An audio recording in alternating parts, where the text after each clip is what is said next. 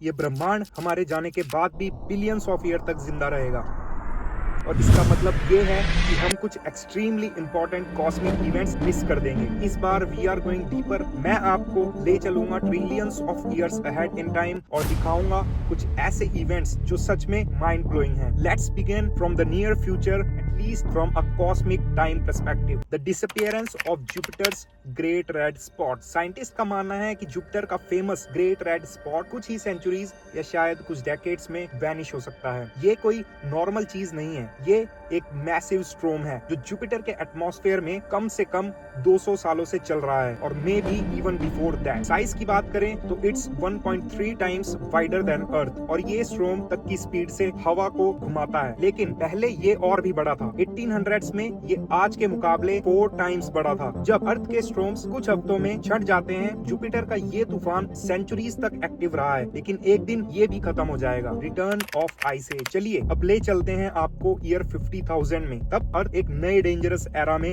Entry करेगा और अब हम एक इंटरलैसिकल पीरियड में हैं, यानी एक ऐसा समय जब 2 आइस एजेस के बीच थोड़ी वार्मथ होती है। जब ये पीरियड खत्म होगा, अर्थ सुपर कोल्ड हो जाएगा, ग्लेशियर्स एक्सपैंड करेंगे, ओशियंस श्रिंक होंगे और large parts of northern hemisphere बर्फ से ढक जाएंगे। सी लेवल्स 100 मीटर तक नीचे गिर सकते हैं। एनिमल्स माइग्रेट करेंगे, डेजर्ट्स स्प्रेड होंगे और ट्रॉपिकल जोन्स छोटे हो जाएंगे। एग्रीकल्चर और ड्रिंकिंग वाटर काफी इफेक्ट होगा। लेकिन कुछ साइंटिस्ट का कहना है क्लाइमेट चेंज की वजह से ये आइस एज डिले या अवॉइड भी हो सकता है। ऑनेस्टली मैं तो खुश हूँ कि हम लोग ये एक्सट्रीम कोल्ड मिस करने वाले हैं। Let's move ahead to 50 to 100 million years into the future. Antarctica फिर से एक लश ट्रॉपिकल लैंड बन सकता है। हाँ, ऐसा पहले हो चुका है। एंटार्क्टिका पहले इटली जैसा वार्म हुआ करता था, लेकिन जैसे जैसे CO2 लेवल गिरा और कॉन्टिनेंट साउथ की तरफ ड्रिफ्ट करने लगे, वहाँ बर्फ जमा और ये बन गया आइस कवर्ड लैंड। अगर फ्यूचर में CO2 लेवल फिर से बढ़ गए तो ये बर्फ मेल्ट हो सकती है और एंटार्क्टिका एक बार फिर से ग्रीन पैराडाइज बन सकता है। But keep in mind, Antarctica की आइस बहुत थिक है। कुछ जगह तो 5 किलोमीटर तक बर्फ जम चुकी है। अगर ये सब मेल्ट हो गई तो सी लेवल 60 मीटर्स तक बढ़ सकता है, जिसकी वजह से पूरी धरती फ्लडेड होने का चांस है। आगे चलते हैं 250 मिलियन ईयर्स बाद दोबारा एक साथ आकर एक सुपर कॉन्टिनेंट बनेंगे। इसे साइंटिस्ट ने नाम दिया है पैंगिया अल्टीमा। ये हर 400 से 600 मिलियन ईयर्स में होता है। एक साइकिल है जहाँ कॉन्टिनेंट्स जुड़ते हैं, टूटते हैं, फिर से जुड़ जाते हैं। इस बार अमेरिका अफ्रीका के पास होगा और अफ्रीका यूरोप और एशिया से टकराएगा। लेकिन एक बैड न्यूज है, ये सुपर कॉन्टिनेंट एक्सट्रीमली हॉट हो सकता है। CO2 लेवल्स की वजह से ग्लोबल टेम्परेचर 40 to 50 डिग्रीज तक बढ़ सकता है। इतना ज्यादा हीट और humidity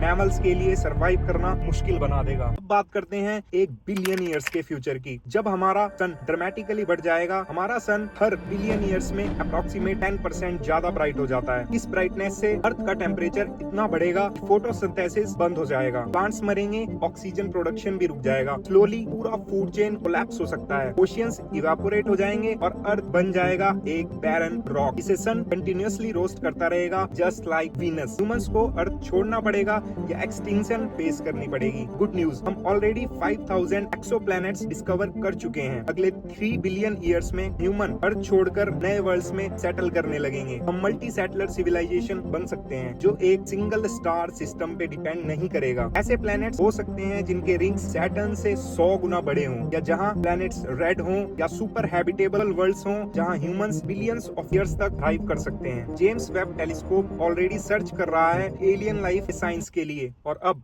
welcome to 1 trillion years ahead. इस वक्त तक सारे स्टार्स बर्न आउट हो चुके होंगे, न्यू स्टार्स बनने बंद हो जाएंगे। बस कुछ रेड ड्रॉप्स होंगे जो सरवाइव करेंगे, लेकिन इवेंचुअली वो भी एक्सटिंग्विश कर जाएंगे। यूनिवर्स में बचे होंगे सिर्फ neutron stars, black drops and black holes. Now 1 quadrillion years बाद ब्लैक ड्रॉप्स फॉर्म होंगे, डेड स्टार्स जो लाइट या हीट नहीं देंगे, और फिर एक नया फिनोमेना होगा, zombie galaxies. These are galaxies made only of black holes. सारे ब्लैक होल्स एक दूसरे को अट्रैक्ट करेंगे और बनेगा एक जायंट स्ट्रक्चर। एक सेंट्रल सुपरमैसिव ब्लैक होल, आसपास घूमते बिलियंस ऑफ छोटे ब्लैक होल्स। कोई लाइट नहीं, कोई लाइफ नहीं, बस darkness and silence, radiation and final death. Eventually even black holes Hawking radiation से इवेपोरेट हो जाएंगे। आखिर में प्रोटॉन्स भी डीके हो जाएंगे और यूनिवर्स बन जाएगा कोल्ड, एम्प्टी एंड साइलेंट। कोई लाइट, कोई मैटर, कोई भी नहीं बचेगा। या शायद ऐसा ना हो। यूनिवर्स का एक्चुअल एंड कैसे होगा, that's a story for another video. तो सब्सक्राइब करना मत भूलें, बहुत कुछ और भी अमेजिंग आने वाला है।